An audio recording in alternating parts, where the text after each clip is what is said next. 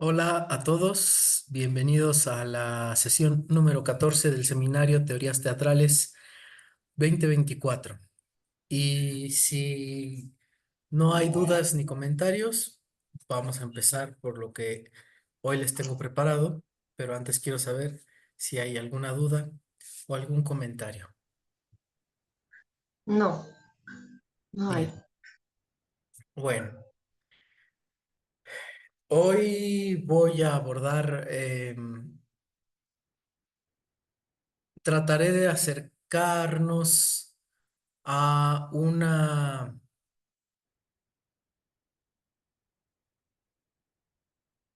pues no explicación cerrada, pero sí vamos a tratar de acercarnos a entender qué es el género dramático. Pero desde una posición muy particular que es la posición que yo propongo en este seminario. Em, Hay que entender una cosa de entrada, que la palabra género, la palabra como tal está asociada al pensamiento aristotélico de una manera un poco negativa, porque Aristóteles es el pensador que desarrolla toda una serie de catálogos por géneros, especies y una serie de elementos con los cuales él describe la naturaleza. Es decir, la palabra género se asocia al pensamiento aristotélico, pero a una forma de estudiar el pensamiento aristotélico cercana a la mirada o a la corriente que ve en Aristóteles simplemente a una persona que hace cuadros y esquemas. Durante mucho tiempo, a partir del prejuicio que se tuvo sobre Aristóteles, a Aristóteles se le empezó a denostar mucho porque se pensaba que esa forma tan cuadrada de mirar las cosas como solamente en términos esquemáticos, como, es decir, colocar las cosas por cajas, por géneros, especies, etcétera, características, eh, hacía muy limitada la manera de pensar. Entonces, cuando se habla de géneros dramáticos, se piensa que se está hablando de un pensamiento aristotélico desde ese punto de vista. Se piensa hablar de géneros dramáticos, va a hacer que pongas toda la experiencia de lo que es el drama en cajas inamovibles, en recipientes, ¿no? Casi como Tupperware, ¿no? El Tupperware más grande y el que sigue, y el que sigue, y el que sigue. Y esa idea como de clasificación de esa manera, sobre todo a partir de los años 80 y 90, fue considerada una noción caduca, dado que no permitía salir del topper, ¿no? Dado que ves las cosas desde el topper en el que estás, pues no puedes comprender otros fenómenos teatrales. Bueno, simplemente quiero decir que esa no es la noción de género dramático que estamos proponiendo aquí, porque en su forma original no es la noción de género dramático que está proponiendo Luisa Josefina Hernández. Y esto que parece una pequeña diferencia, pues la mayoría de los escritos posteriores a ella o de sus discípulos no explican esta específica diferencia. O la mencionan, pero no dan esta explicación que tiene que ser la de entender la separación de un Aristóteles visto desde una idea cristiana de las cosas, de la de un Aristóteles visto desde una nueva perspectiva, la original, que inicia con Heidegger, ¿no? Bueno, entonces, hoy vamos a hablar del género dramático, pero para abordar el género dramático hay que partir de algo que me costó mucho trabajo eh, poder asentar en una frase para poderme dar a entender, pero creo que lo logré. Antes de entender o para entender lo que es un género dramático, debemos entender una cuestión categórica de la existencia humana. ¿Qué quiere decir categórico?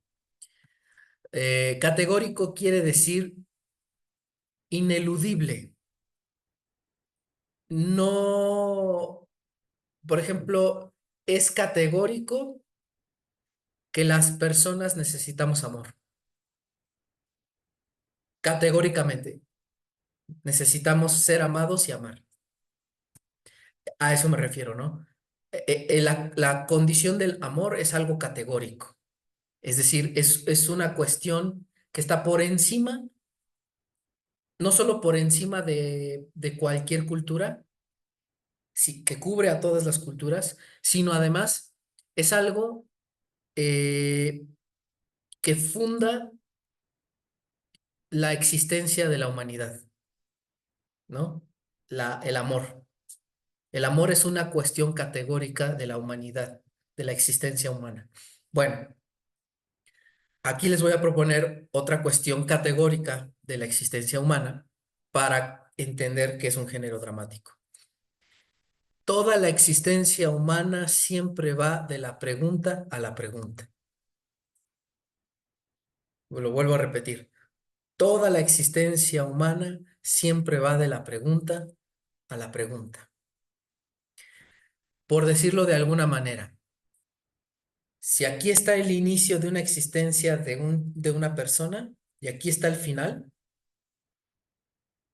toda su existencia de esa persona, por lo tanto, de todas las personas que han existido en el cosmos,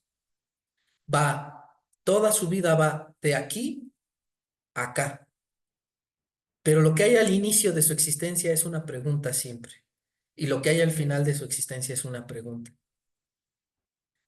Toda la existencia humana va de la pregunta a la pregunta. ¿Por qué digo que es una cuestión categórica? Porque lo que se suele pensar no es eso. Se suele pensar toda la existencia humana va de la pregunta a la respuesta. No. Mi propuesta para que entendamos qué es un género dramático es salir de esa idea y entender esta propuesta categórica de la existencia humana. No vamos de la pregunta a la respuesta, vamos de la pregunta a la pregunta. Voy a tratar de explicar por qué esto es así y qué es cómo se relaciona con el género dramático. Pero hasta aquí, ¿hay alguna cuestión, duda o pregunta?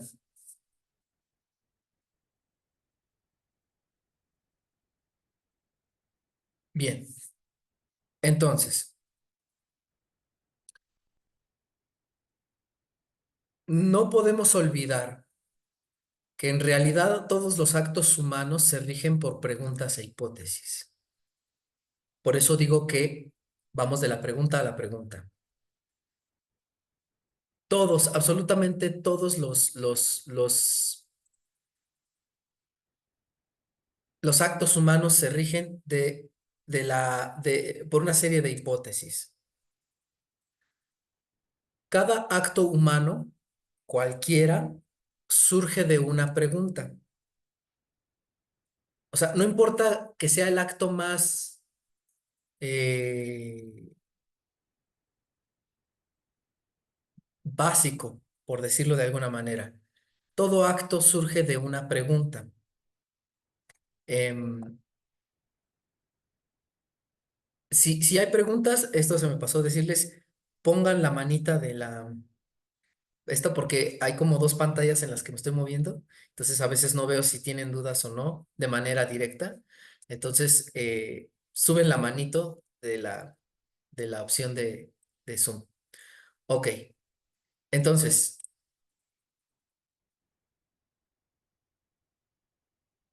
cada acto humano, cualquiera este acto que sea, surge de una pregunta.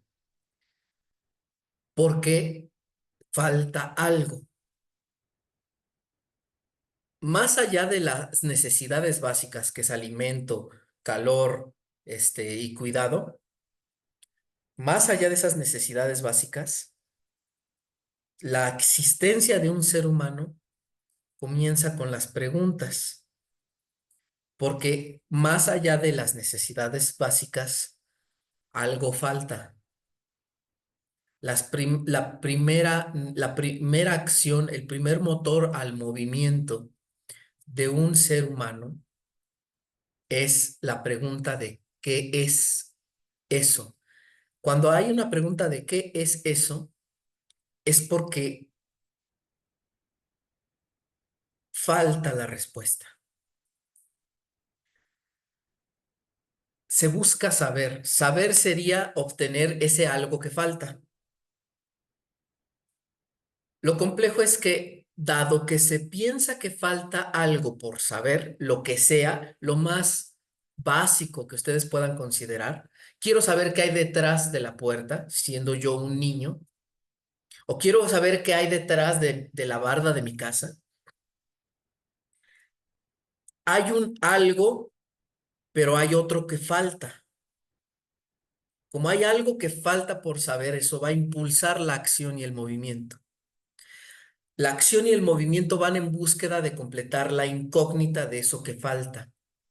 Eso que falta por saber nos motoriza porque esa falta produce deseo, dado que hay una especie de angustia porque no lo sé.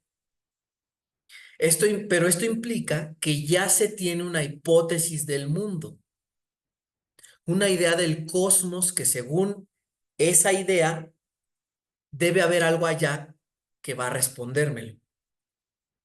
Por ejemplo, estaba viendo en Facebook el, un post de un contacto que está hablando de cómo, de algo que vive con su hija. Pone que van por la calle y la niña, entiendo que es una niña, le pregunta a su mamá, ¿por qué el suelo está roto? Y le dice su mamá, se llaman grietas, está agrietado. Ella dice, ¿por qué el suelo está agrietado? Y la mamá contesta, porque se desgasta. Y la niña contesta, o puede ser que por la noche pasen a unos gigantes y unos dinosaurios y agrieten el suelo. Entonces, la mamá tiene una respuesta según una hipótesis del mundo. La niña tiene otra respuesta según la lógica de la hipótesis de ese mundo que ella tiene. Es decir, ahí hay algo que genera una pregunta. Algo falta, una pieza falta para entender por qué eso está allí.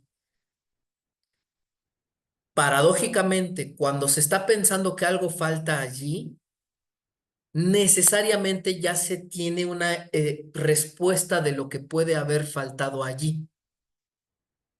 Ese es lo paradójico de las preguntas, que no hay pregunta que no tenga una hipótesis previa de respuesta.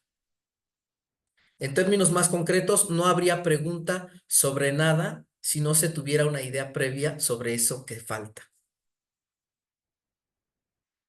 Toda pregunta tiene como fuente una idea previa del mundo porque la mente considera que algo falta, que hay un rompecabezas que rompe la cabeza.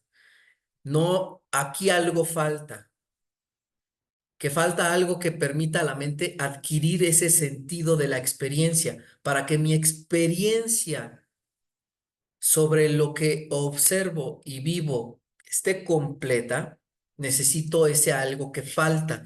Cuando lo obtenga, ese algo será algo que sé. Ya sé por qué falta o ya sé cuál es la respuesta. En la naturaleza del humano está la necesidad de dar sentido a la experiencia. Ese es el punto. Pero ¿por qué siempre hay una hipótesis previa? ¿Por qué se generan las hipótesis? Porque a diferencia del resto de los animales, los humanos somos una serie de animales, somos una especie animal que es consciente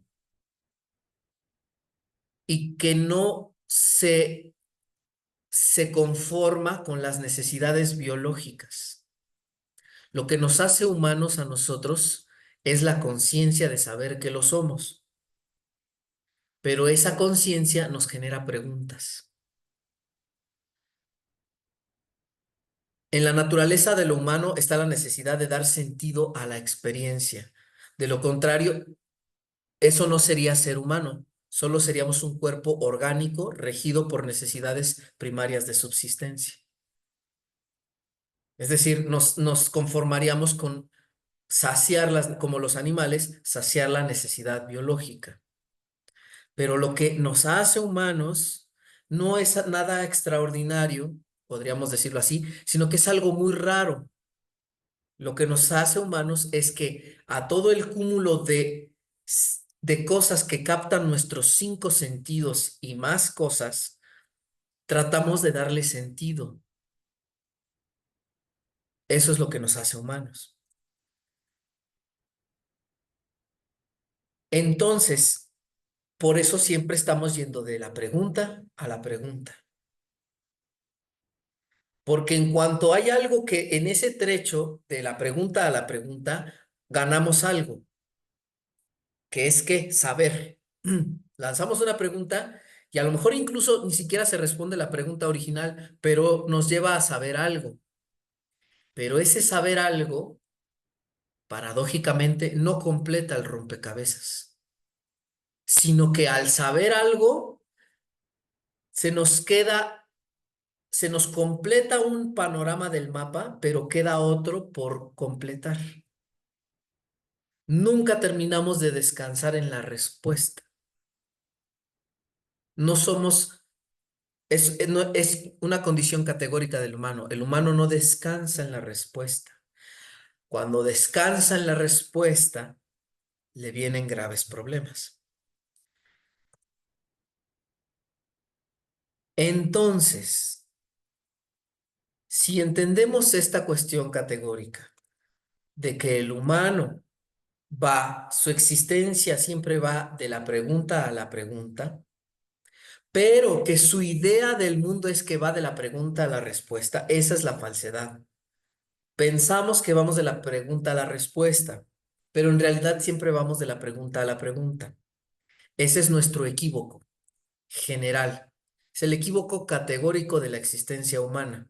Cuando yo creo saber, falta algo por saber. Es la síntesis de la frase de Sócrates. Solo sé que no sé, porque lo que sé me hace ver que falta algo por saber. Siempre queda, como decimos en psicoanálisis, un resto, ¿sí? Permítame un momento.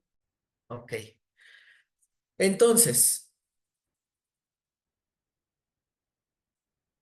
¿hasta aquí hay alguna pregunta sobre qué trato de decir con que esto es una cuestión categórica de la existencia humana? No solo como comentario, creo que la palabra categoría está un poco satanizada, porque se suele pensar que lo categórico es algo inamovible, y sí, quizás sí, pero no intenta limitar a nadie de nada, ¿no? O sea, no intenta, este,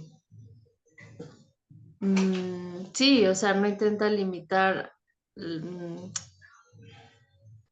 la creatividad de nadie, ¿no? Solo me llama la atención la palabra categoría o categórico, Categórico. porque, ajá, eso, categórico, porque creo que tiene muy mala fama. Y ahorita todo esto que estás explicando, pues o sea, me causa mucha curiosidad, porque es categórico y no otra palabra, ¿no? ¿Por qué? Es, Porque es la condición bajo la cual nacemos los seres humanos. No es una categoría implantada por los humanos. Ujú, Por eso es categórico, ¿no? La, las leyes de la física son categóricas, ¿no? O sea, ujú. no hay forma de salirse de ellas. Sí, Están ahí y no sabemos por qué están ahí, pero están ahí. Esa es eso es lo que se trata de dar a entender con la palabra categórico. Es una cuestión sí, categórica porque nos construye la realidad. sí, o sea, me agrada que esta palabra se esté utilizando, le estemos encontrando, o bueno, yo le esté encontrando a partir de lo que estás diciendo, otro sentido. Ok. Bueno, pues esa es la cuestión, ¿no? Ahora bien, ¿cómo lo enlazamos con la cuestión del el género dramático? Que si ya tenemos por lo menos una idea general de esto que quiere decir, de esta cuestión categórica de la existencia humana, siempre vamos de la pregunta a la pregunta. Lo que Luisa Josefina Hernández encuentra en todo su trabajo teórico es que hay 7 hipótesis sobre la causa que impulsa esos actos humanos, que hay 7 dimensiones, 7 formas de mirar el cosmos, los cuales, siguiendo esa lógica, darían explicación a la causa de un acto humano. Ojo, no a la solución de los problemas de dicho acto, no a la liberación de la falta, sino 7 formas de seguir la pregunta. Ok, es decir, vamos siempre de la pregunta a la pregunta, pero todas las preguntas son iguales, no. No nos preguntamos lo mismo y eso que nos preguntamos no tiene la misma dimensión para cada quien. Lo sumamente profundo y complejo de la propuesta de Luisa Josefina es que lo que está diciendo ella es, más allá de las posibles variantes y preguntas que existen en la existencia humana, hay 7 formas de mirar el mundo de las preguntas humanas. Hay 7 formas. Y ahorita vamos a tratar de explicar esta cuestión de esas 7 formas. ¿Hasta aquí hay alguna pregunta? A lo mejor me estoy adelantando, pero no sé si estas 7 formas serían 7 formas de responder, de que los humanos tratamos de responder esas preguntas que nos hacemos, pero no sé si me estoy adelantando. Vamos a ir hacia allá, en efecto. Ahorita lo vamos a dilucidar. ¿En qué consisten, qué quiere decir que haya 7 formas? ¿Son 7 respuestas o son 7 formas de preguntar? ¿O qué quiere decir estas 7 formas? Hacia allá vamos. Ok. Para ello, entonces, también tenemos que hablar de otra cosa previa. Entonces, la primera cosa previa que supimos, pero que es que Luisa Josefina Hernández sí está tomando en cuenta su teoría es, los humanos vamos siempre de la pregunta a la pregunta, pero no todas las preguntas son iguales. Segunda cuestión, somos seres del lenguaje. Esto ya lo hemos hablado, que el lenguaje se creía hace tiempo atrás que era un instrumento creado por los seres humanos para comunicarse. Lo que se ha descubierto hasta hoy es que no, es el lenguaje, es una estructura inmaterial dentro de la cual vivimos todos los seres humanos. Dado que somos humanos, somos seres del lenguaje, nadamos en el lenguaje. Por eso puede haber relaciones de significado entre idiomas. Los idiomas sí son distintos, pero digamos, todos los idiomas se sostienen en en una sola base, que es el lenguaje. Y ese lenguaje, que la existencia del lenguaje es lo que nos da conciencia. Es decir, desde el hombre de Neandertal, desde las primeras pinturas paleolíticas, prehistóricas, pinturas rupestres, hasta hoy, todo lo que los humanos experimentan y piensan, y no, y aunque lo diga de experimentar y pensar, no quiere decir que estén separados, son dos cosas que ocurren al mismo tiempo. Pensamos porque experimentamos, experimentamos porque pensamos. Bueno, desde los neandertales a hoy, todas las experiencias pensadas o todos los pensamientos experimentados se, se pueden pensar porque caen dentro de la estructura del lenguaje. Ese es nuestro atributo y nuestro límite. ¿Por qué?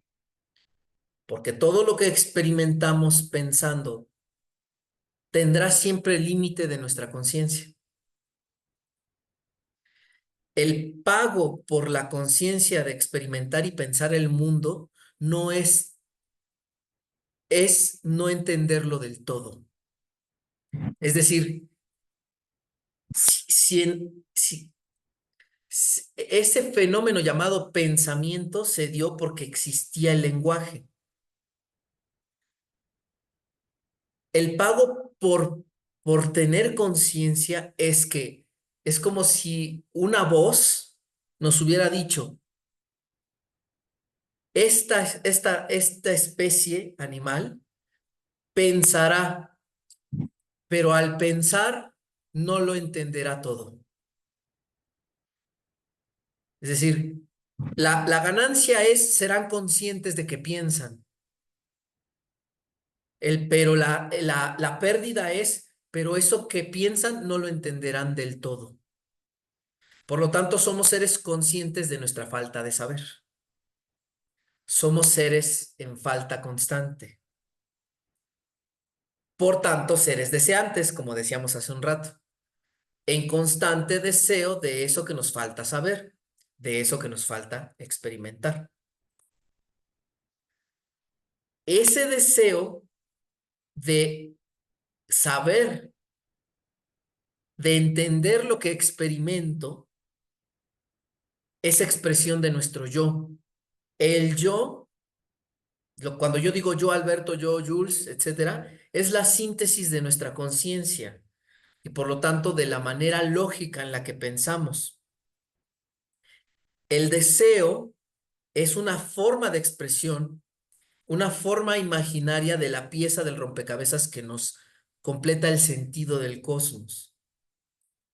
El deseo es el síntoma de nuestra experiencia del mundo, es la huella de nuestra idea del mundo. El deseo es la prueba de cómo quisiéramos que fuera el mundo para darle sentido. Es decir, el deseo es como el vocero de nuestra identidad. Nuestro deseo es una muestra de nuestra forma de pensar, de nuestra identidad. ¿Sí? Entonces, siempre vamos de la pregunta a la pregunta. Somos seres del lenguaje y eso hace que podamos comprender el cosmos, pero no comprenderlo todo. Por eso siempre vamos de la pregunta a la pregunta, porque siempre algo queda por saber, siempre queda algo por decir, siempre queda una falta que motoriza el querer hacer las cosas para saber, para entender.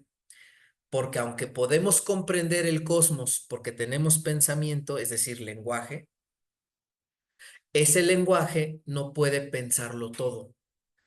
Digámoslo así, en todo caso, el único que puede pensar el todo del cosmos sería Dios, por decirlo de alguna manera. Nosotros no. Entonces, hasta aquí, no, me falta algo más. Entonces, Estas dos condiciones, siempre vamos de la pregunta a la pregunta. Somos seres del lenguaje, por eso entonces quiere decir que algo sabemos, pero nunca lo sabemos todo. Por lo tanto, por eso somos seres deseantes de saber. Genera un circuito. El deseo impulsa la acción humana. La acción humana devela la verdad debajo de nuestro deseo, porque recordemos, nuestro deseo es el síntoma o la voz de nuestra identidad, es decir, de lo que pensamos del mundo. Pero no todo lo que es el mundo es lo que pensamos del mundo. Entonces, el deseo impulsa la acción humana. La acción humana devela la verdad debajo de nuestro deseo, es decir, algo fundamental de la acción humana es que es el medio por el cual descubrimos qué tanto de nuestro deseo es una fantasía o es verdad.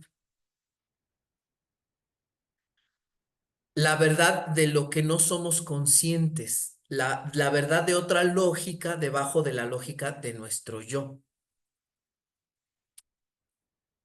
La verdad devela un saber que rompe nuestra lógica deseante, la lógica del yo. Y es que entonces cuando decimos que aprendemos y experimentamos algo, que no podríamos haber sabido sin la acción de ir por él. Nuestra condición humana es que al ir de la pregunta a la pregunta, por el deseo de saber, puesto que lo que pensamos del mundo no puede ser todo el mundo, todo lo que es el cosmos, eso nos lleva a actuar sobre la realidad y la realidad a través de la acción nos revela la verdad de lo que estamos viendo. ¿Qué tanto de lo que veo es verdad? ¿Qué tanto de lo que veo es mentira? Pero ahí es donde está la otra cuestión paradójica. Pero no podría saberlo si no actúo sobre el mundo. O sea, si yo no fuera, si la existencia humana no fuera ir de la pregunta a la pregunta, si omitiéramos el deseo de saber, si omitiéramos la pregunta, entonces no vivimos.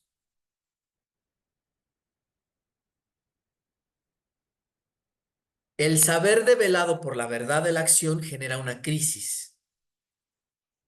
No lo sabemos todo, puesto que algo debió o no debió de haber sucedido cuando hicimos esa acción por intentar saber. ¿Cómo no lo vimos? Es cuando decimos, ¿cómo no lo vimos? ¿Cómo habiéndolo visto de cualquier modo, yo hice otra cosa? Y ahí es donde esa crisis nos revela una verdad sobre nosotros mismos y a la vez nos revela una falta, porque no podemos echar a andar el tiempo para decir, bueno, pero ahora que sé esto, ¿por qué no echo atrás el tiempo y lo hago de esta manera que ahora sé que hay que hacerlo? Porque ya pasó. Entonces, saber, la acción nos revela una verdad, nos libera de nuestra ignorancia, pero a la vez nos genera un nuevo deseo de saber. Esa crisis genera una falta, la falta impulsa el deseo y el deseo impulsa de nuevo a la acción humana. Entonces, ese es el circuito. El deseo impulsa la acción humana. La acción humana revela verdad, la verdad de nuestro deseo, la verdad de la que no somos conscientes, la verdad de otra lógica debajo de la lógica de nuestro deseo. La verdad, al revelarse de esa manera, nos otorga un saber que rompe con la lógica anterior que traíamos. Aprendemos algo, pero al aprender algo, tenemos una nueva crisis porque no lo hemos aprendido todo. Esa crisis nos genera una nueva falta y esa falta impulsa de nuevo al deseo y el deseo impulsa de nuevo a la acción humana. Y así sucesivamente. Entonces, al ir siempre de la pregunta a la pregunta, porque somos seres del lenguaje y deseantes, esto crea un circuito en el cual siempre estamos yendo del deseo a la crisis, de la crisis al saber, del saber a la falta, de la falta al deseo. del deseo a la acción y así sucesivamente. ¿Hasta aquí hay alguna pregunta?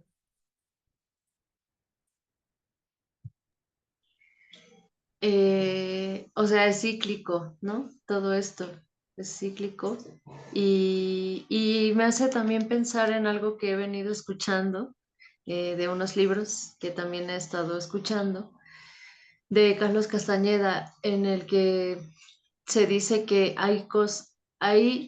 existe algo llamado lo conocido, existe algo llamado lo desconocido y existe algo llamado lo que no se puede conocer. Entonces creo que tiene que ver con esto, ¿no? Que lo que no se puede conocer no es lo desconocido. O sea, lo desconocido está por conocerse, digamos, ¿no? Pero lo que no se puede conocer, pues no se puede conocer. Es el Exacto. misterio, pues. Es el misterio. Es decir, por eso siempre vamos de la pregunta a la pregunta. No podemos decir categóricamente que ya sabemos todo lo que hay que saber del cosmos, porque categóricamente no lo sabemos todo, ni nunca podremos saberlo todo, porque poder saberlo todo implicaría que somos Dios, en el sentido de que se supone que Dios lo sabe todo, porque Él lo creó, ¿no? Sí, o alguien no, algo no humano, ¿no? Porque un humano, pues no. Sí. Entonces, esta cuestión categórica de la existencia humana, vamos de la pregunta a la pregunta, porque somos seres pensantes, seres del lenguaje. Esto hace que sabemos algo, pero no lo sabemos todo.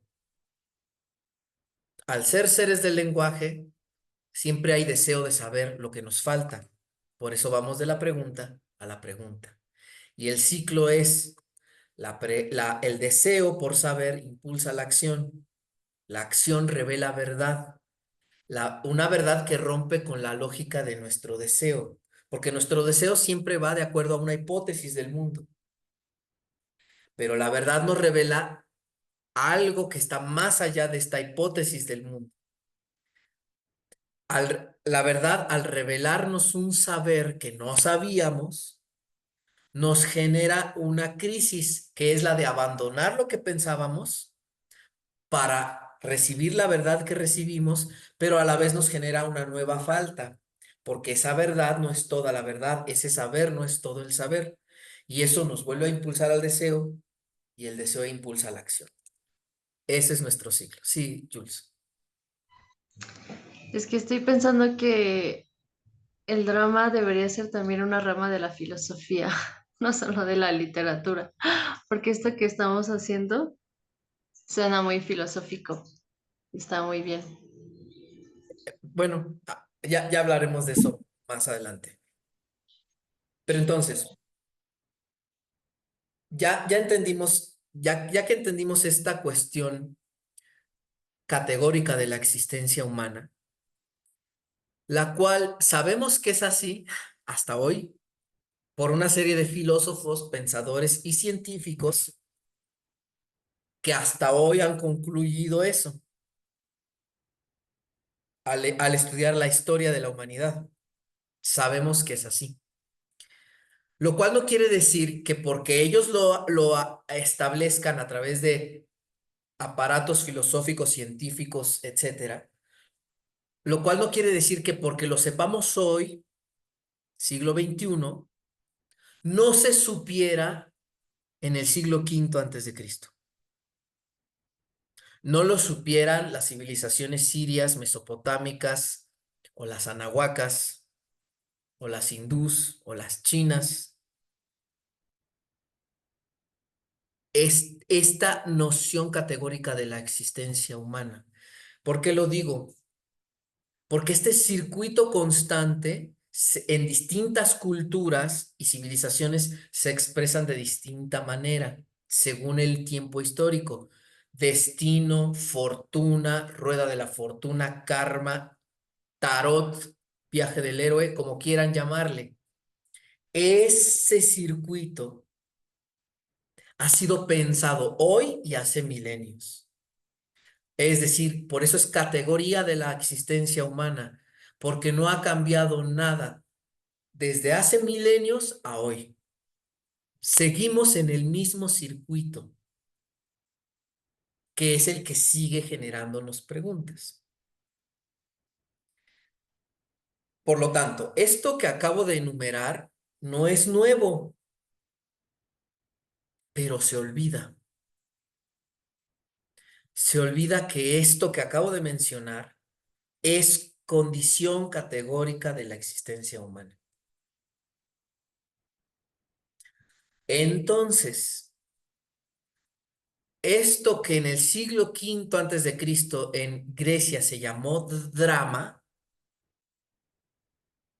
con todas sus diversas formas de experiencia, textual, escénica, actuación, movimiento, danza, música, el drama desde sus inicios busca presentar, esto que decías de lo filosófico, el drama nace porque busca presentar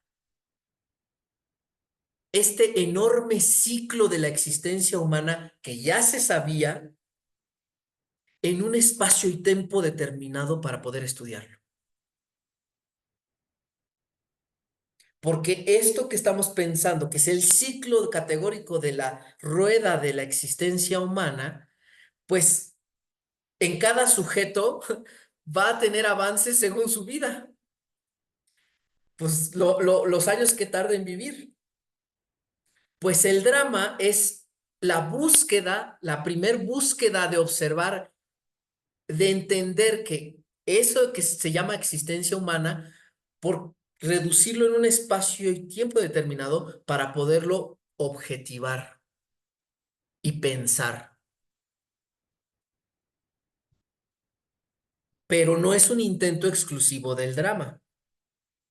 Es lo mismo que hace el mito. Cuando se crea el mito, un mito es igual, en un espacio y tiempo determinado de narración, voy a tratar de condensar toda la existencia humana a través de alguien o de alguienes, de una serie de personas o de una persona, con el objetivo de al reducirlo en espacio y tiempo, poderlo entender un poco mejor de lo que sería entenderlo por mí mismo durante toda mi existencia. Eso es lo que busca el drama, eso es lo que busca el mito, es lo que busca el tarot, condensar el circuito para poder estudiarlo. Porque nuestra mente, dado que estamos en el lenguaje, tiene límites. Es decir, tanto el drama como el mito, como el tarot buscan sintetizar todo el circuito para estudiar al ser humano y sus actos a través de un instrumento fundamental, que es la simbolización, que decanta en representación. Todo símbolo representa algo. Entonces, lo que estoy tratando de hacer es que veamos cómo el drama, pongo de ejemplo otras cosas que también hacen lo mismo que el drama, para entender que no es algo exclusivo del drama, pero entender que el drama deviene de la crisis de la existencia humana. Dado que ese circuito es la categoría de la manera de existir del ser humano, y se sabe desde hace milenios, el drama es un primer intento de entender y estudiar eso que es la existencia humana. Entonces,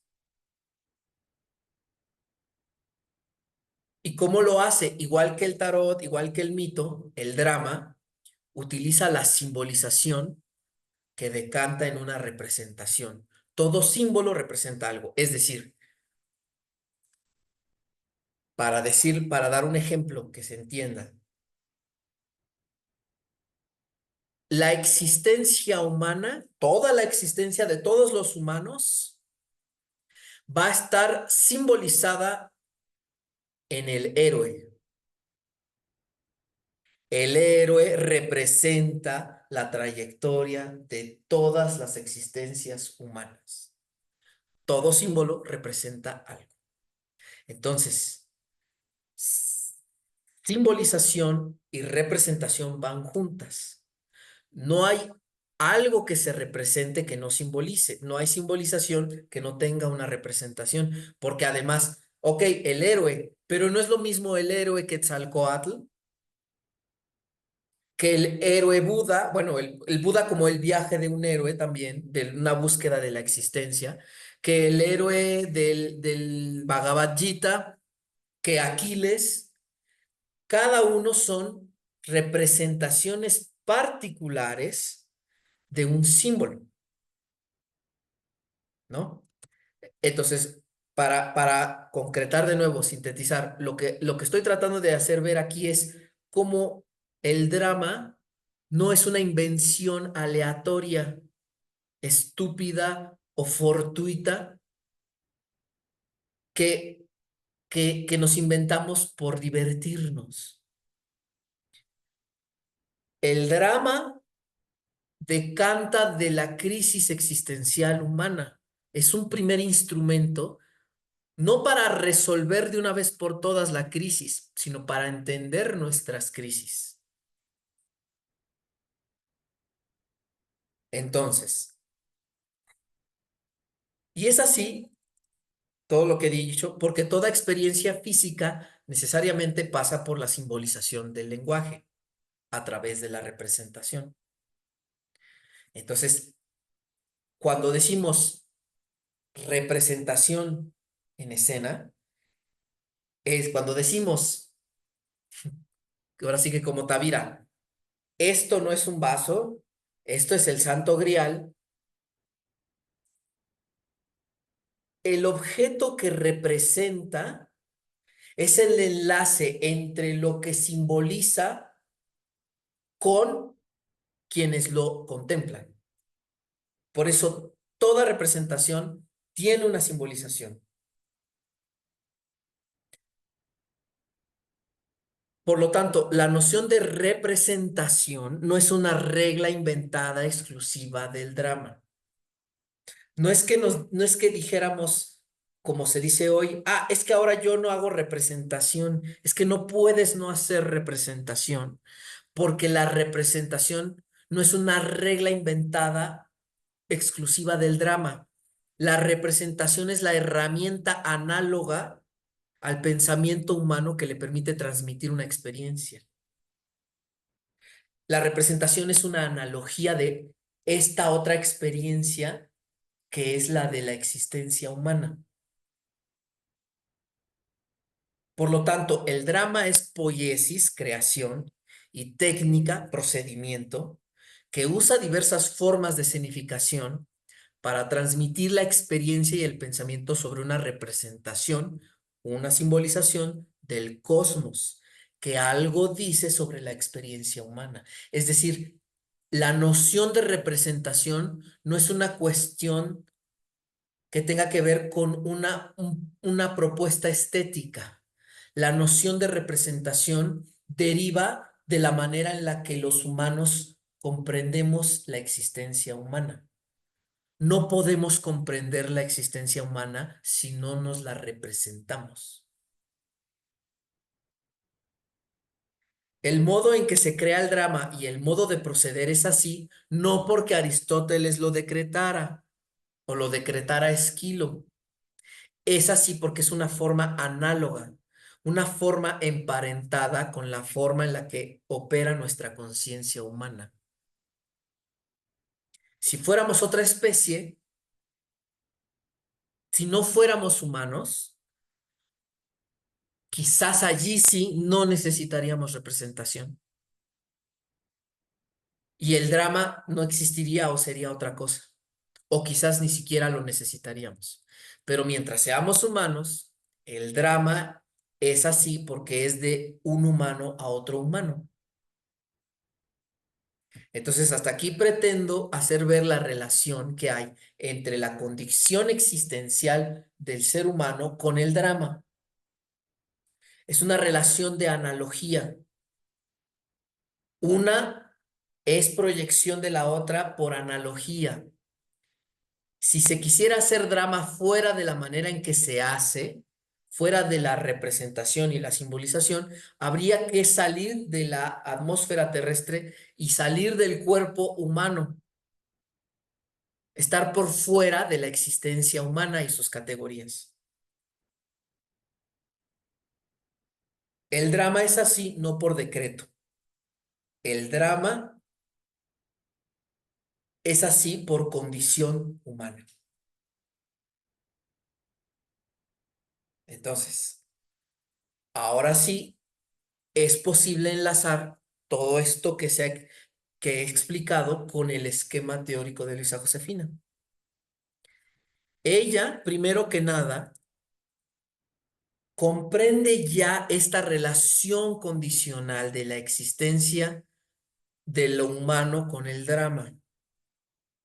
Por su educación, por su sensibilidad, por su forma personal de ser, lo que ustedes quieran. El punto es que ella ya entiende que el drama es una forma análoga de la existencia humana. Ella ya lo sabe.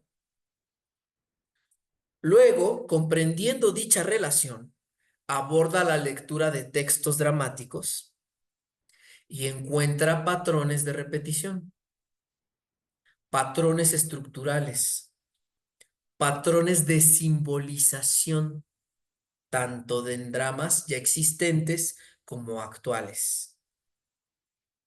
Luego, posteriormente, ella descubre y explica las causas fundamentales que sostienen cada uno de esos patrones simbólicos que han surgido a lo largo de los siglos. Es decir, no los inventó ella, los encontró. El resultado de descubrir y explicar la causa fundamental de cada patrón simbólico es la revelación de 7 patrones, a los cuales ella denomina géneros dramáticos. Pero dicha denominación ya no es parte ni pertenece a cualquier otra noción de género que se haya escrito antes, ni de género dramático, porque esas otras nociones son ajenas a entender que el origen del drama y sus patrones son procedentes de la crisis de la existencia humana. Son formas simbólicas que pretenden estudiar la crisis de la existencia humana. Es decir, no se inventan los géneros, se cae en el género porque es una forma de existencia humana. Ahí es donde está realmente la propuesta medular y profunda de Luisa Josefina. Cuando ella habla de género dramático, no está hablando de una categoría inventada por el dramaturgo. Me voy a inventar un género. Está hablando de un lugar al que llega el dramaturgo por crisis de la existencia que trata de expresar a través del drama. El intento de todos los dramaturgos que han existido hasta hoy, la cantidad de intentos y de obras que se han escrito tratando de expresar la crisis de la existencia humana, y eso no quiere decir que haya crisis solamente dolorosas, sino que hay crisis gozosas también y cómicas, todas caen en 7 formas. Es lo que es lo impactante. Luisa Josefina dice, pues hay 7 formas. El resultado, entonces, de descubrir y explicar la causa fundamental de cada patrón simbólico es la revelación de estos 7 patrones a los cuales ella denomina géneros. El error fundamental que se ha tenido al estudiar su teoría ha sido tratar de hacer encajar esta noción suya, propuesta por ella, pero no inventada por ella, sino yo encontré esto, señores, y le llamo género dramático. Pero el problema es que al llamarlo género dramático, Cuando se ha estudiado su teoría, se ha estudiado esa teoría no desde ella y su propuesta, sino desde lo que cualquier otro estudioso cree saber sobre género dramático. Porque el término género y el término conjunto género dramático ya se ha dicho otras veces a lo largo de la historia del teatro y del ser humano, pero no es la forma en la que ella lo está proponiendo. Ese es el error fundamental. No se estudia su teoría desde su propuesta, se estudia su teoría tratando de hacerla encajar o que se parezca a lo que ya sabíamos sobre los géneros dramáticos. Pero lo que sabemos sobre los géneros dramáticos que podemos leer en cualquier libro de historia del teatro o de teorías teatrales anteriores, no es su propuesta, no es lo que ella propone. Es como tratar de querer entender lo que para una persona es el amor, leyendo todas las teorías sobre el amor ya escritas antes. Y decirle a esa persona, pero tú lo que dices no tiene que ver con lo que dijo fulano de tal en el año 38. Pues no, porque es propuesta suya, no la de fulano de tal del año 38. Pero es que la del año de fulano de tal del año 38 es una teoría sobre el amor muy buena y muy avalada por todo el mundo. Da igual, no es la de esta persona, la que está proponiendo hoy. Quizás haya rasgos, pero no es, porque esta persona no es la que escribió lo otro. Entonces, el problema es tratar de hacer encajar la noción de género dramático a lo que ya se ha dicho sobre género dramático, en vez de soltar esas nociones y adentrarse en la propuesta que ella hace realmente. Ese es el error fundamental. Y aquí entonces me permito leer un texto de Patricia Cardona que relata que ese es el mismo error que se ha cometido con otros investigadores creativos en el drama, como Eugenio Barba. Lo que aquí voy a leer de Patricia Cardona es exactamente lo mismo que le hacen a la propuesta de Luisa Josefina Hernández. Patricia Cardona dice,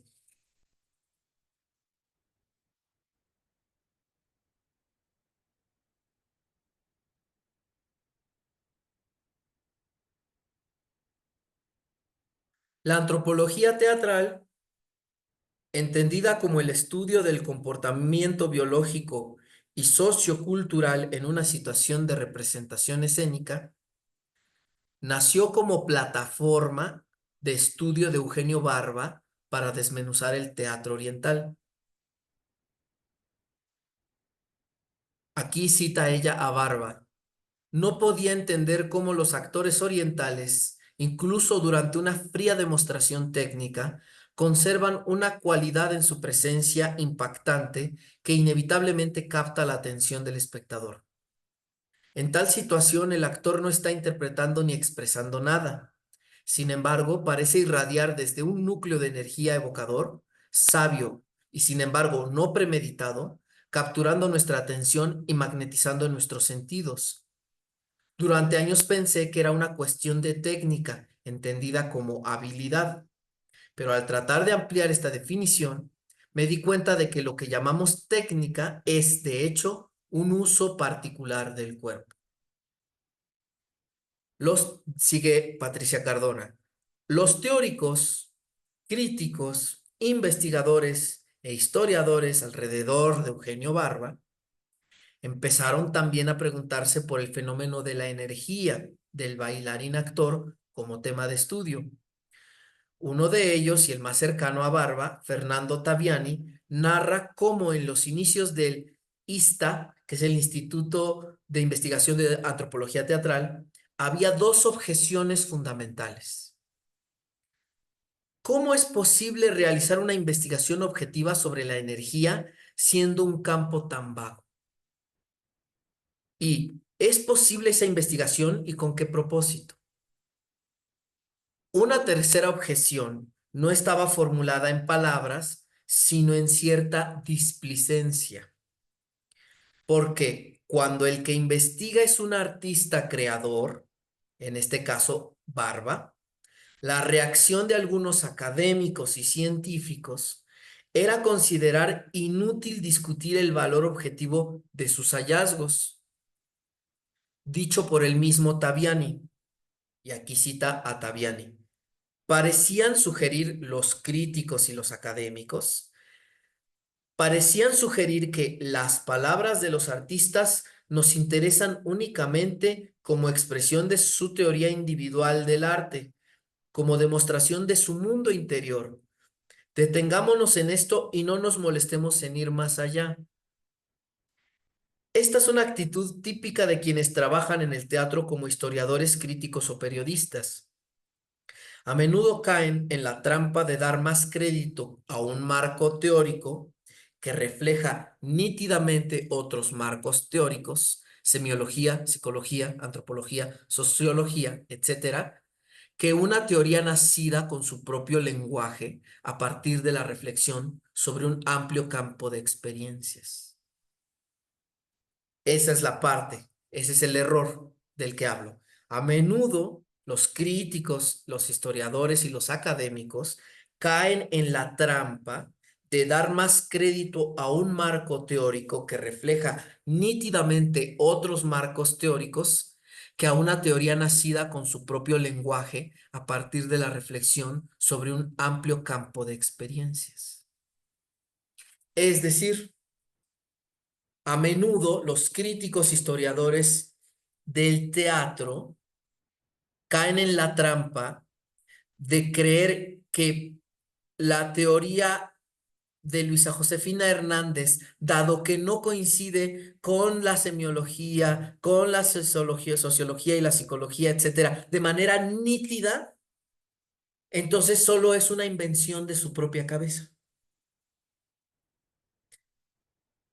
Pero no es posible de usarse como un método o como una visión universal o general. Ese es el error. ¿Por qué? Porque dicen, pues es que ella y sus géneros, ella y su forma de pensar el teatro, pero hay otras, pero esas otras, ¿desde dónde están dichas?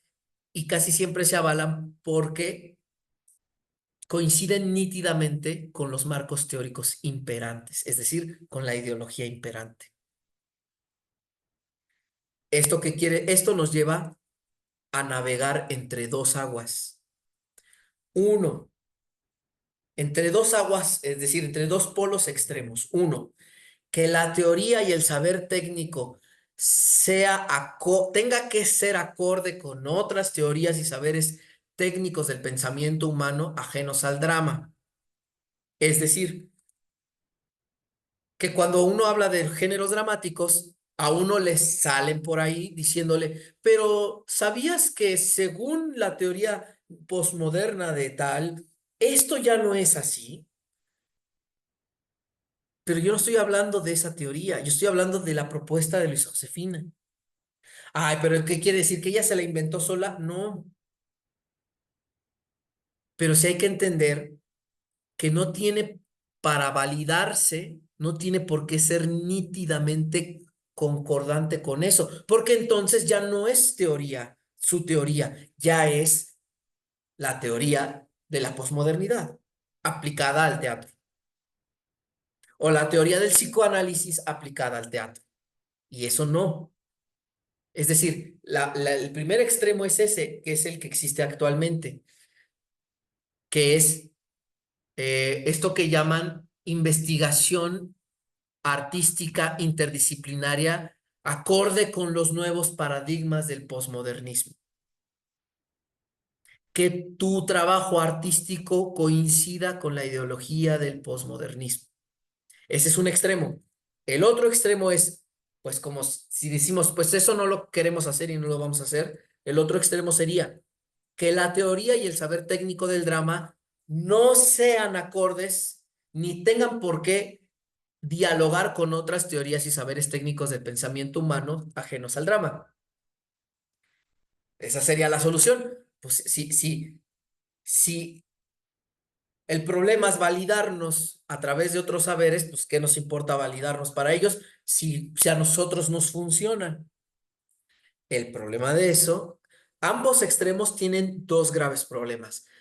Uno, el extremo de pensar que la teoría y el saber técnico del drama tienen que hacer acordes o encajar con otras formas de pensamiento humano a fuerzas.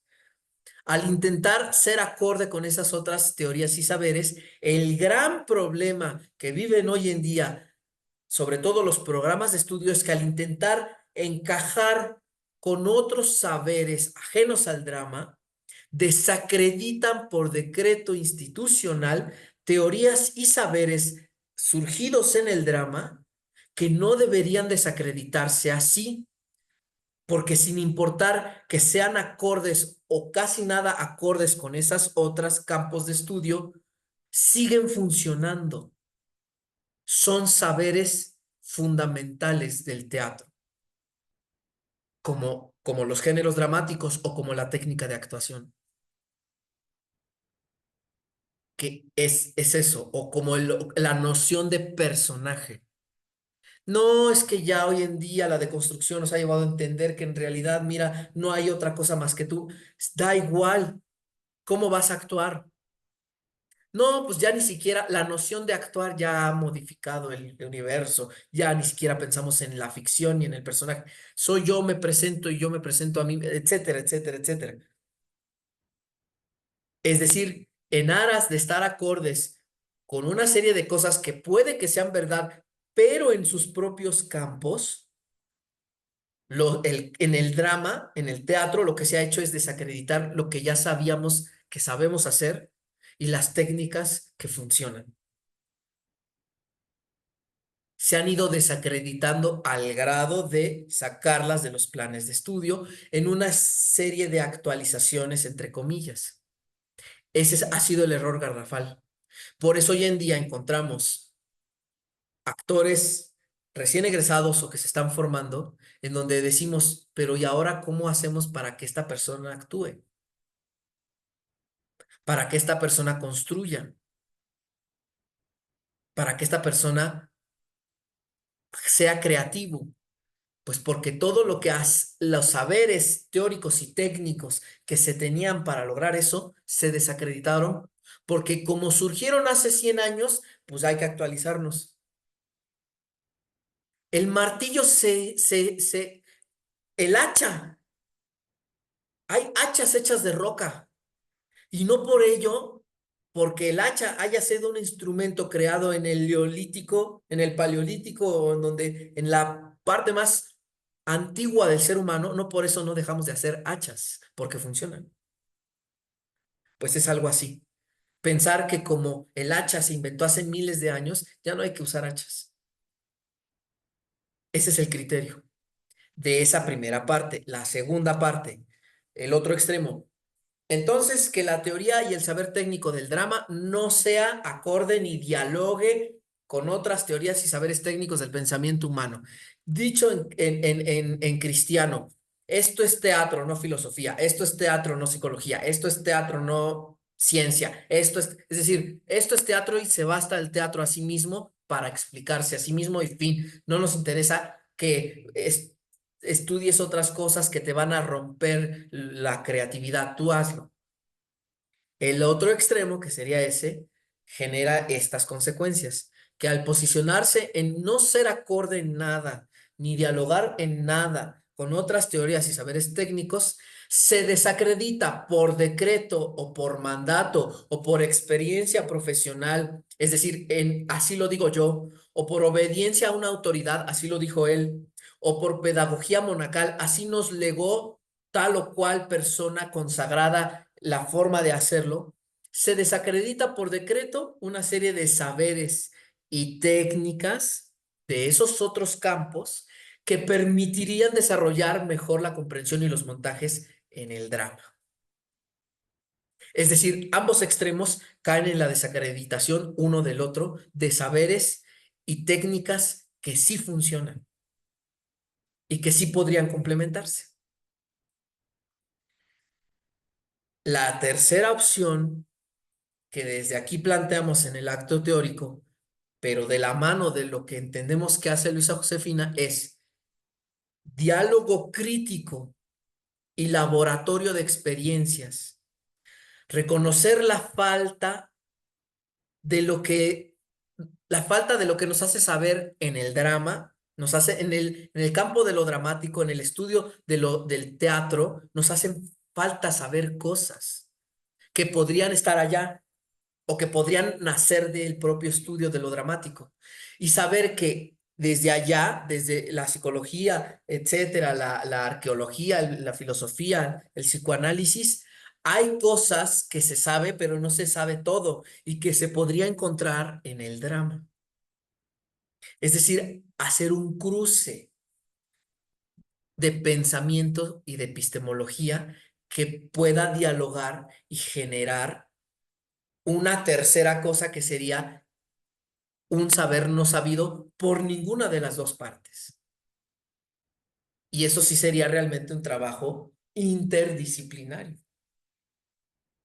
Pero el trabajo interdisciplinario no es desacreditar o desplazar el saber del otro,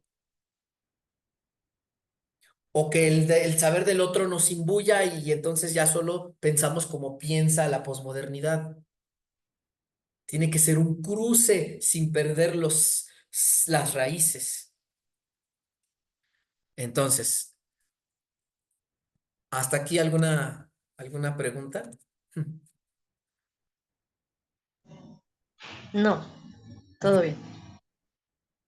Ok, entonces, el género dramático, como lo propone Luisa Josefina, se explica a partir de entender que ella descubre que en el drama, a lo largo de los siglos, se han surgido, han, todos los dramaturgos y todas las puestas en escena que han existido hasta hoy, de las puestas en escena que puede darse cuenta porque el registro fotográfico, etcétera, tiene muy pocos siglos.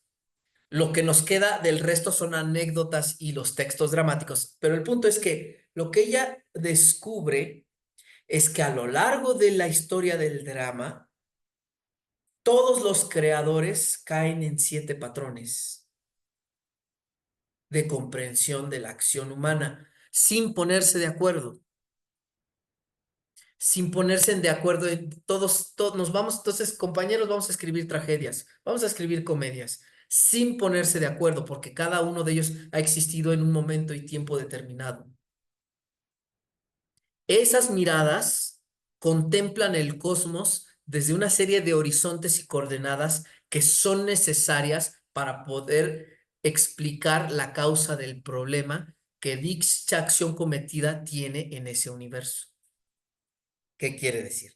El género, pues, es la propuesta de un mundo que tiene un modo de operar y que si se acepta dicha propuesta, se puede obtener de la representación de dicha mirada la revelación que esa acción, vista así en ese mundo, puede develar. Es decir, más, en palabras más llanas, una persona mata a otra.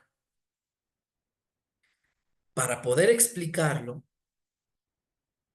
debo plantear un mundo en el cual esa acción tiene un origen, tiene un porqué, tiene un sentido y una consecuencia.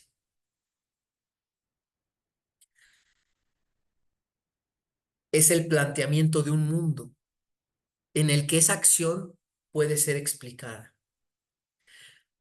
Es un poco parecido a la ciencia. Yo veo caer la manzana. Para explicar por qué cae, yo, Newton, digo que hay algo que la jala.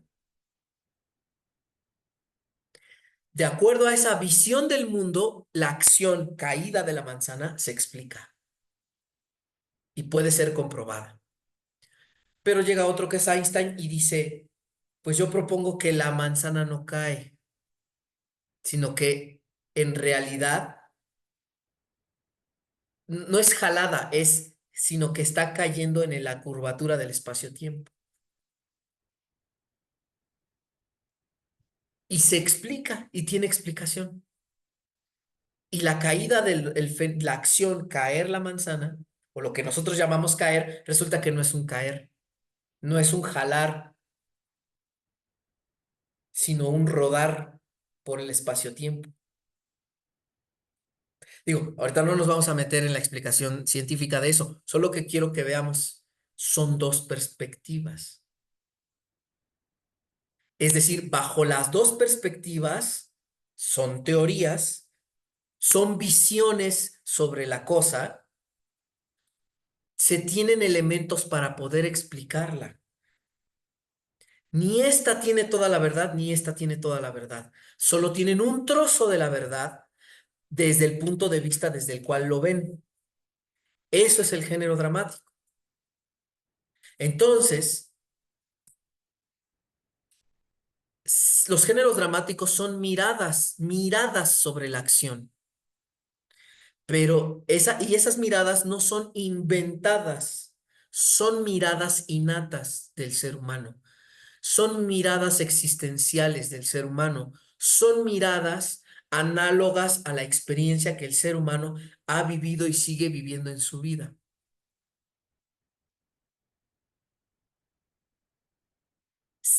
Si uno separa la acción de la mirada desde la cual se está proponiendo verla, se está cambiando de género dramático. Para dar un ejemplo como paralelismo, las tres estructuras psíquicas que propone el psicoanálisis y sus lógicas, neurosis, psicosis y perversión, se proponen como lógicas en las que el ser humano cae. Es decir, un ser humano no decide o escoge ser neurótico o ser psicótico o perverso. No es que yo pueda decidir, ahora quiero ser neurótico, ahora quiero ser perverso. Ya caí yo ahí. Ya toda mi existencia humana cayó ahí. No es algo que se escoja, es algo en lo que se deviene al construirse como sujeto. No se escoge ser neurótico, se cae en la neurosis. Pero además, esta teoría del psicoanálisis propone que hay tres formas en las que cualquier persona en la existencia humana cae. Hay tres estructuras lógicas. Lo que está planteando Luisa Josefina Hernández en un paralelismo es de la acción humana siempre cae en mirarse de siete modos. Toda la manera en la que se ha tratado de explicar las acciones humanas, siempre caemos en siete formas de explicación. Así pues, entonces, no se escoge ser neurótico, se cae en la neurosis. Al crear el drama, no se escoge el género dramático, se cae en un género dramático, se sea consciente o no de ello. Luisa Josefina Hernández habla muchas veces de que cuando ella escribía no pensaba en géneros, se dejaba llevar por el material. Bien, ese material ya tiene género. Así que cuando ella sigue el material, ya está siguiendo la estructura genérica que ese material le pide para ser simbolizado, representado, entramado y escenificado. No solo ella, cualquier persona o grupo de personas que sean fieles al material, a la textura, al sentido, a la emoción, al tono o a cualquier otra manera de decirlo de ese material, decantarán en un género dramático, sean conscientes o no de ello. Entonces, la conclusión de todo esto sería, toda teatralidad decanta categórica e inevitablemente en un género dramático, porque el género dramático es una estructura estructurante. ¿Hasta aquí alguna pregunta o duda? Em, de esto que último que dijiste, pero hay representaciones que no caen. Ahí, ¿qué pasa? ¿Cómo? ¿Cómo representaciones que no caen? Que no caen en ningún género. Como por ejemplo, Por ejemplo,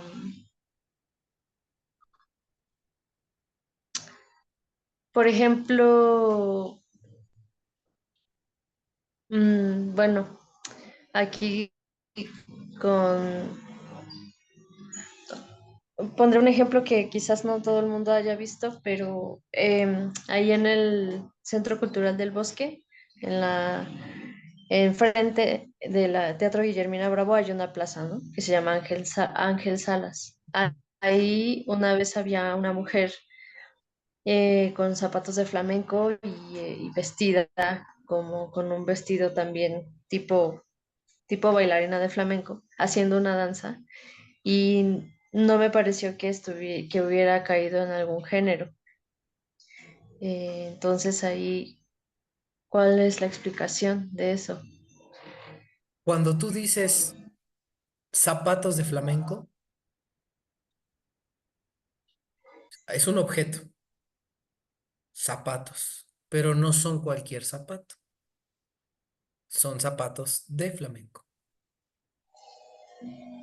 Decir flamenco ya tiene una connotación Ujú, genérica. Porque podríamos decir que en general el flamenco tiene una energía que según cada tipo de zapateado flamenco, pero todos son flamenco. O sea, el flamenco ya es el género, en este caso, dancístico. Ahora, el punto es que solo estamos hablando del zapato. El zapato ya genera una trayectoria genérica. No es cualquier, no es un tacón de vestir, no es un tacón de oficina. Es decir, es ese objeto, ya tiene una representación en la mente de quien lo ve. El punto es cómo en la danza, a partir de esa primera representación, se va a jugar a moverlo del lugar. Y ahí es donde empieza el juego de de la representación. Es decir, esta primera capa va por ahí, pero de ahí va otra, y va otra, y va otra, y va otra, que nos pretende llevar hacia otro lugar. ok, es que entonces yo entendí mal porque había entendido que toda representación cae en un género de los 7 géneros de dramáticos de acuerdo a la teoría de Luisa Josefina Hernández. Es que ahí está la cuestión. De nuevo, entendamos género dramático. ¿Qué entendemos por...? Ya estamos tratando de entender qué es género dramático. Género dramático no es historia, no es anécdota. Es mirada, la mirada para entender la acción que sucede. Entonces, una bailarina empieza a bailar, pero por la manera en la que baila, por el vestuario que trae, ya nos está pidiendo mirarla de determinado lugar. Eso sería la estructura genérica desde la cual se está pidiendo mirarla. Se está pidiendo mirarla como algo que nos da una connotación de la energía, de la furia, o no, la estamos mirando y nos da una connotación que tiene que ver con lo popular. La estamos mirando y nos da una connotación que tiene que ver con lo social o con lo existencial o con el rompimiento de cualquier otra noción de esas. Ok. Ajá. Es decir, aquí justamente estoy tratando de hacer ver que esa es la cuestión, porque regularmente se asocia género dramático a la trayectoria del personaje. Ah, bueno, es que el personaje, Yo lo que trato de hacer ver es que en realidad el género dramático es una propuesta de mirar la acción. Por eso, eso explicaría por qué Brecht puede hacer un tipo de Antígona que no es la de Sófocles, siendo los personajes iguales y la misma historia.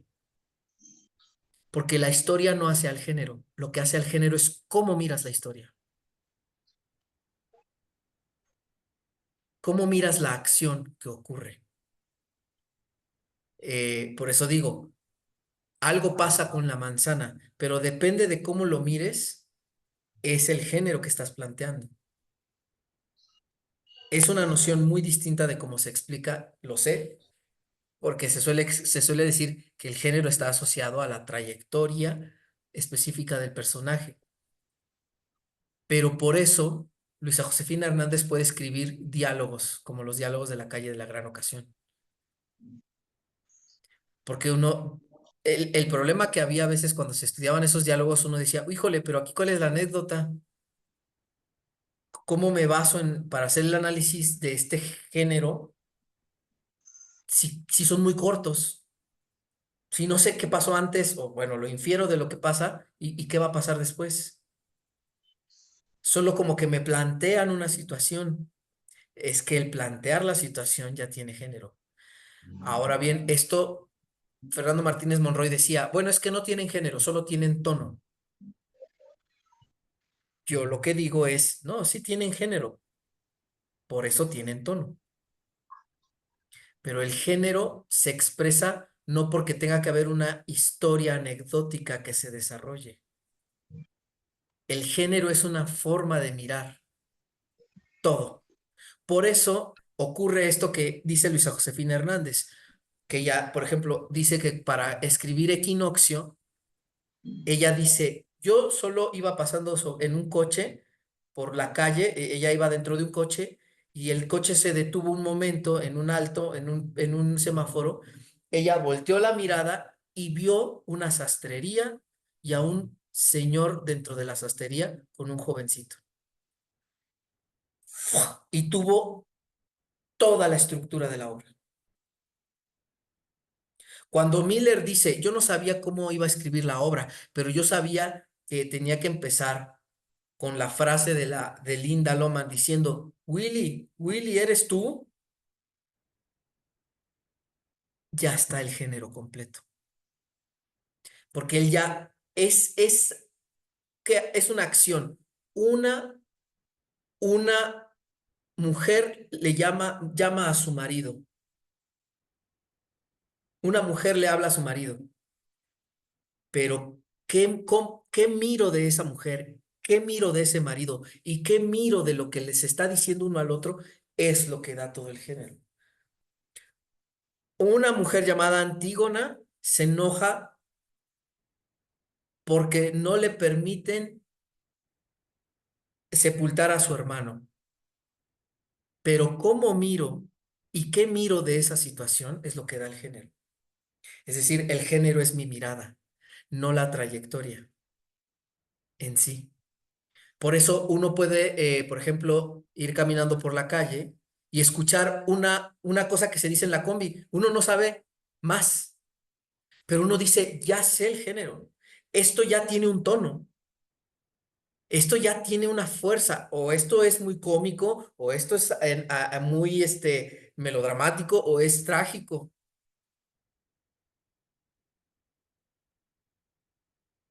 Una vez yo, en la compañía Apeiron, fueron de gira a Barcelona y yo estaba viviendo estaba yo viviendo en Barcelona porque estaba haciendo un máster. Y ellos me pidieron que si los ayudaba a buscar en la zona del barrio antiguo de Barcelona lugares de, para pasear por ahí y encontrar cosas. Y entonces resulta que encontraron un lugar donde vendían estambres. Entonces uno de la compañía quiso entrar porque los estambres que se venden ahí pues no son los mismos que se venden acá. Entonces entraron todos y la dependienta era una mujer grande, no muy grande, como de unos 50, no, de unos 60 años, pero no demacrada, pero ya grande se veía. Solo de vernos entrar a todos, nos saludó, ¿de qué quiere? No sé qué, estambres, no sé qué. Empezaron a mirar los estambres, se nos quedó viendo a todos y solo de vernos nos dijo, ustedes son artistas, ¿verdad? Y dijimos, sí, sí somos. Ah, ¿artistas de qué? Somos artistas de teatro. Ah, sí, ya sabía yo que reconocía que ustedes eran de teatro. Mi hija quiso estudiar teatro, pero no la dejé. Le chafé la vida.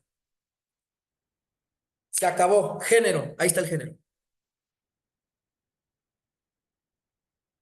Ahí está el género.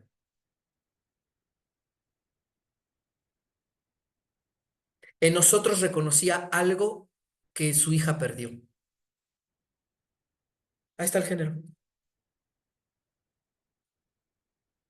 Eso es lo asombroso de la propuesta de Luisa Josefina. Ella no puede explicar por qué.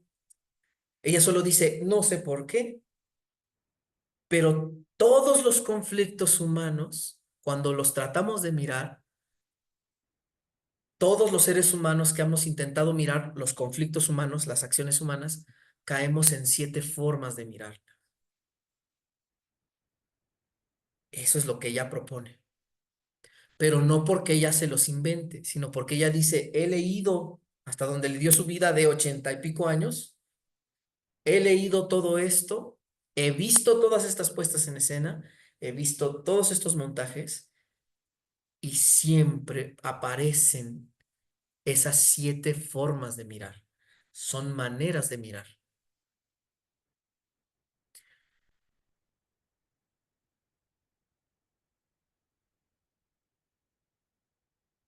Ahí es donde está el género.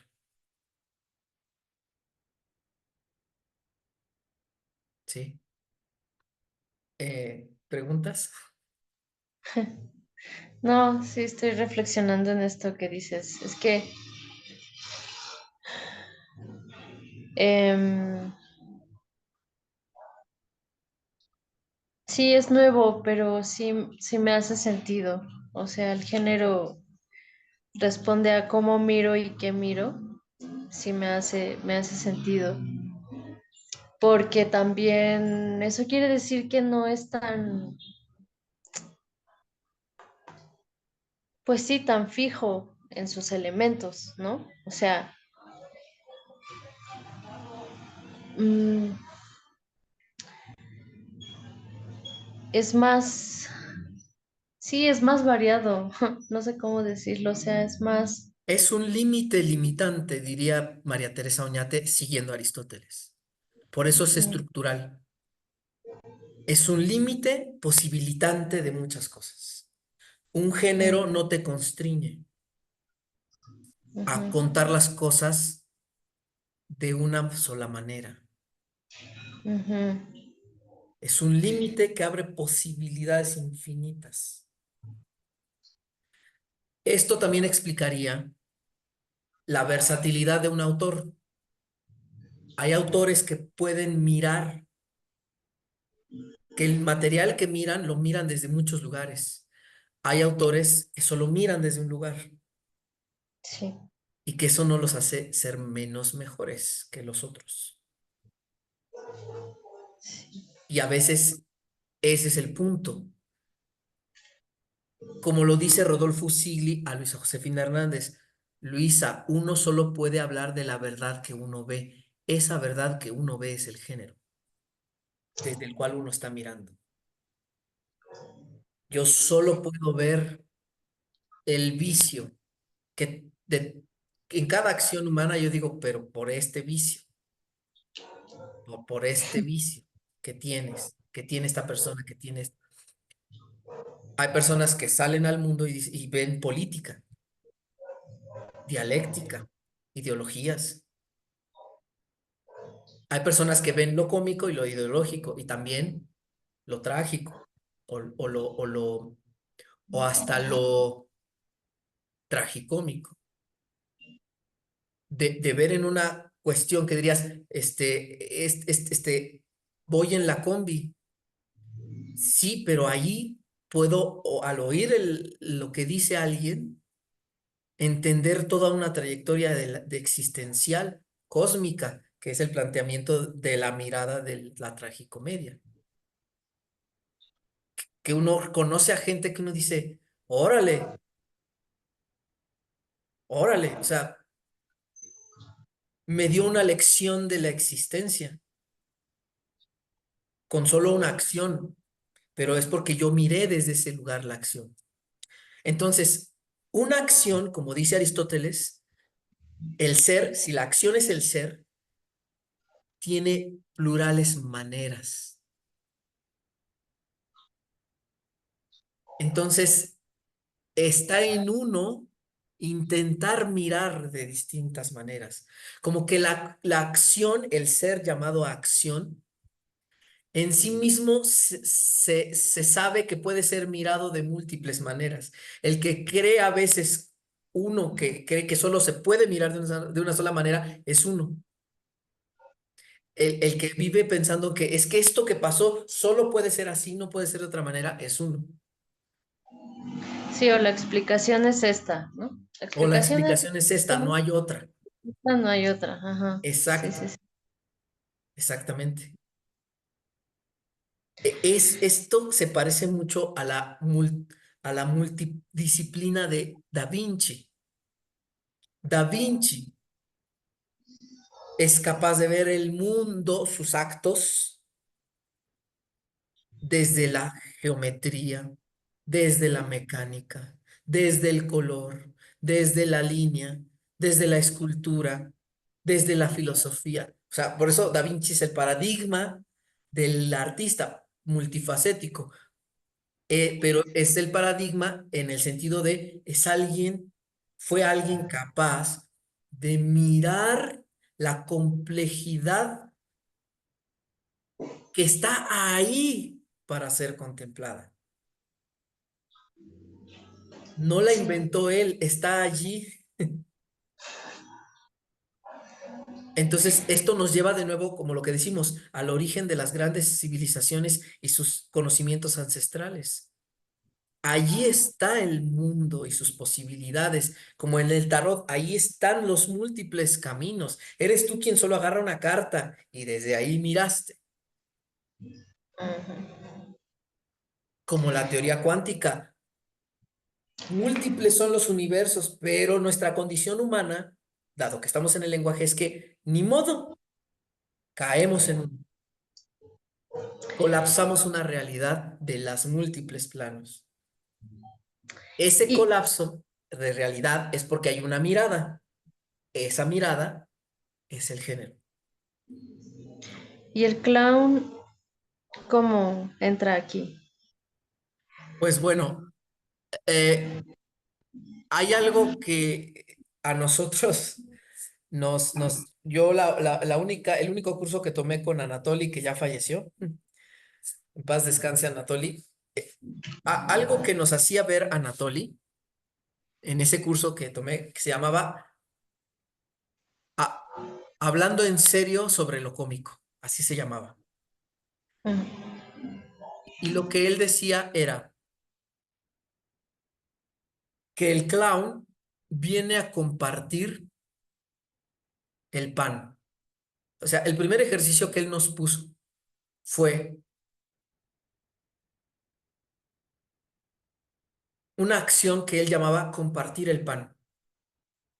Decía, cuando salgas un poco como pensando como si todos estuvieran en una media luna de circo y yo estoy en medio de la arena del circo, de un circo, si yo soy el payaso, el clown que sale, lo primero que hago es a saludar al público. Él nos decía, lo primero que tienes que hacer es dar pan, dar alimento. Entonces, miras a todos diciéndoles, les voy a dar el alimento que traigo. Y luego la segunda etapa era, ahora, ¿qué traes? Pues no lo sé. Ah, empieza a hacer. empieza a descubrirte a través de una acción. Entonces era, tomas un bastón, pero imagina que este bastón es alguien. Y ahí empieza la mirada. Es decir, el clown es una mirada grotesca, absurda, mejor dicho. Es una mirada absurda de cualquier acción humana. En este punto diríamos, el clown es fársico, pero como todo, como lo que tiene este género de la farsa es cualquier estructura cabe, ¿sí? Es decir, hay actos clownescos que tienen un sentido político.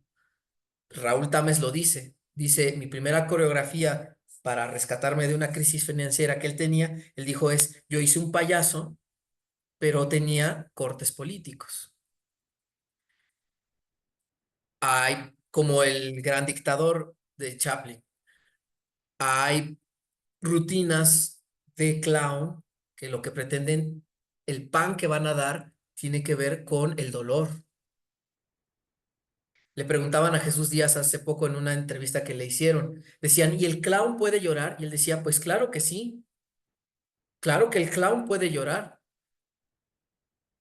pero es que sigue siendo clown porque mientras más llora, más te ríes. Hay otra rutina que tiene que ver a lo mejor con el rompimiento de algo que ya no va a poder cambiar. Yo me acuerdo de una rutina de Jorge Caballero en donde es un acordeonista. El clown que sale es Jorge Caballero y es un acordeonista y toca muy bonito y todo esto y de repente del fondo del escenario, del fondo del telar, del telón, sale solo una mano así, en esta forma, que es el pantocrátor que representa a Dios. Entonces cuando uno ve eso, dice uno, "Ah, es Dios", y Dios le arroja una moneda.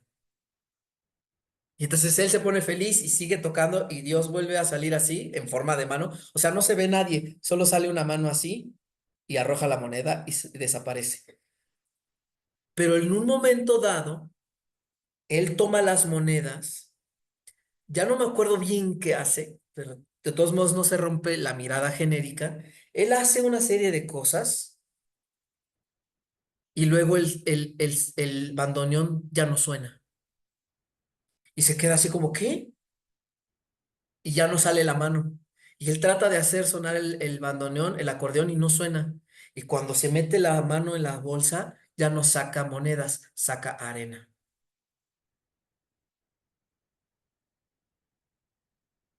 Eso es una tragedia. Esa relación con lo cósmico generó un cambio tajante. Dejó de sonar. Entonces, es esto. O sea, el clown tendría esta cuestión de que se mueve en un universo absurdo, por lo tanto fársico, pero en el cual puede introducir múltiples subestructuras que son los otros géneros, los otros 6 géneros.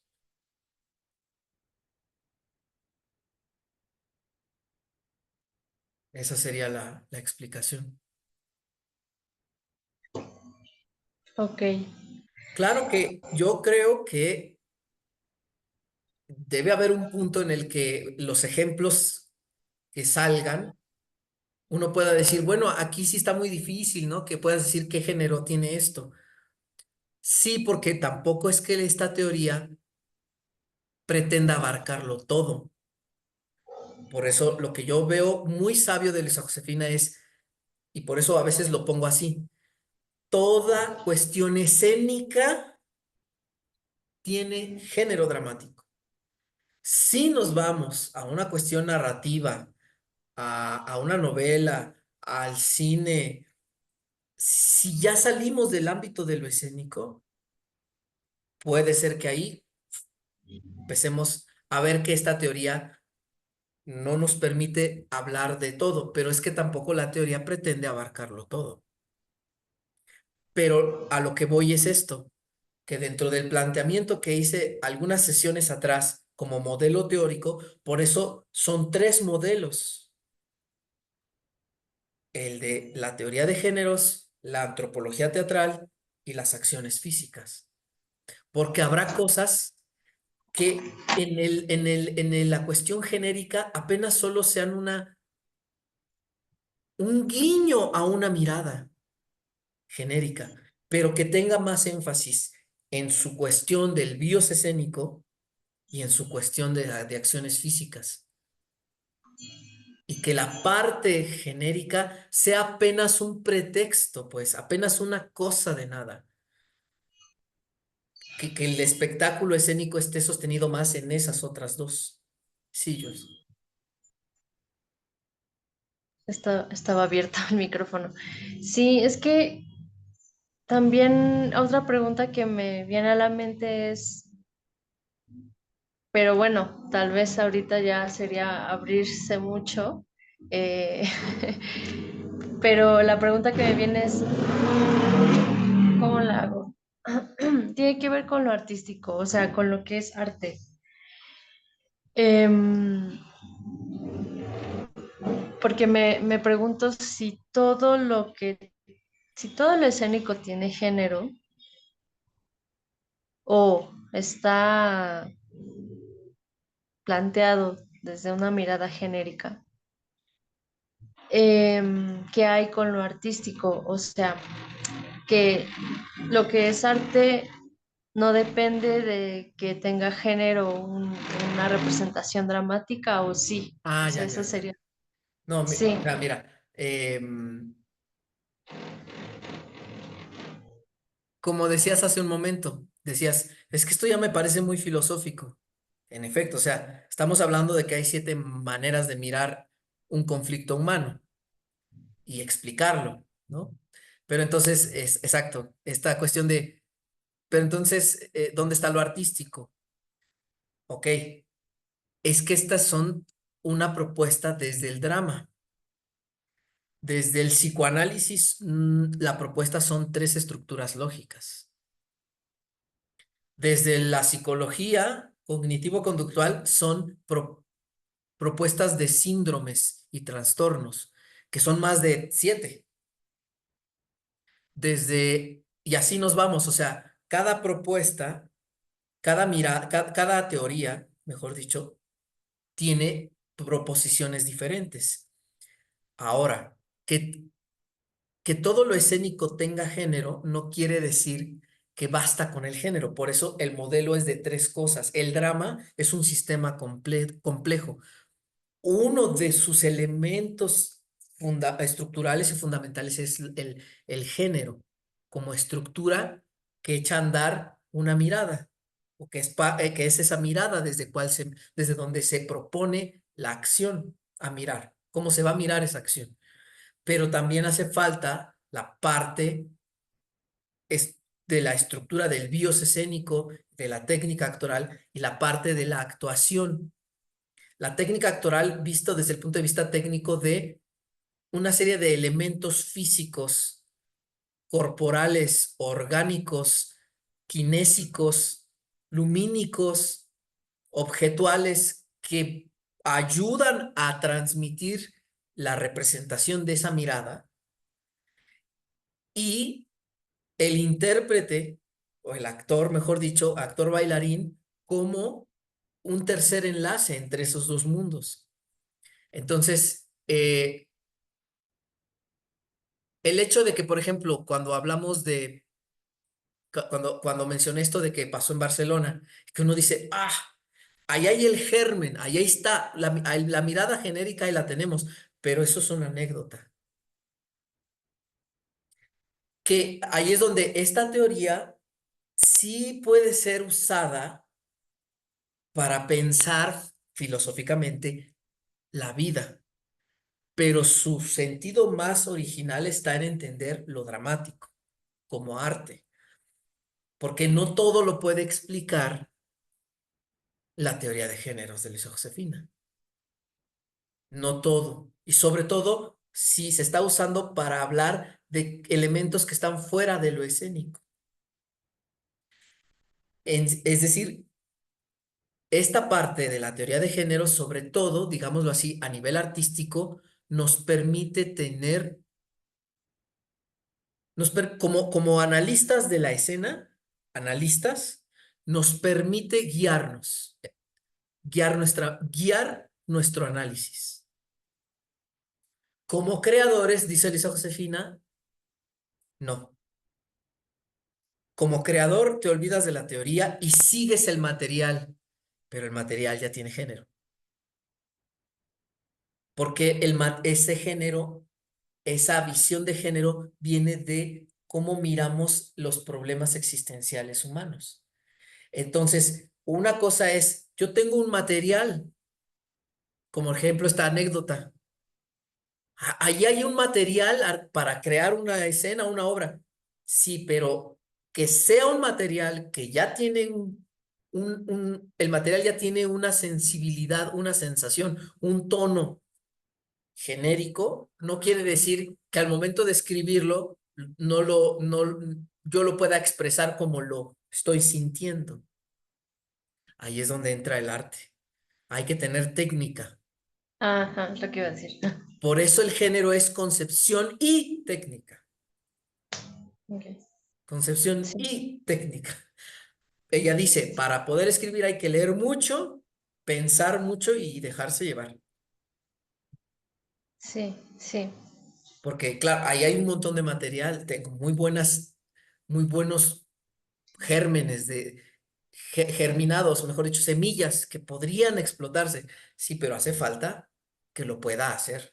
Yo puedo decir, ya tengo una idea de personaje y claro, ese personaje se enmarca dentro de un tono, es decir, dentro de una mirada genérica, pero que de ahí que a que pueda construirlo y lograr hacer pasar esto que acá es sensación a fisicalidad del cuerpo del actor, eso es la técnica, y juntos crean al artista, juntos ya generan al artista. Sí. Eso sería. Bueno, pues hasta aquí llegamos y pues esto sería todo por hoy y muchas gracias por escuchar. Gracias. Nos vemos la próxima sesión. Hasta luego. Hasta luego.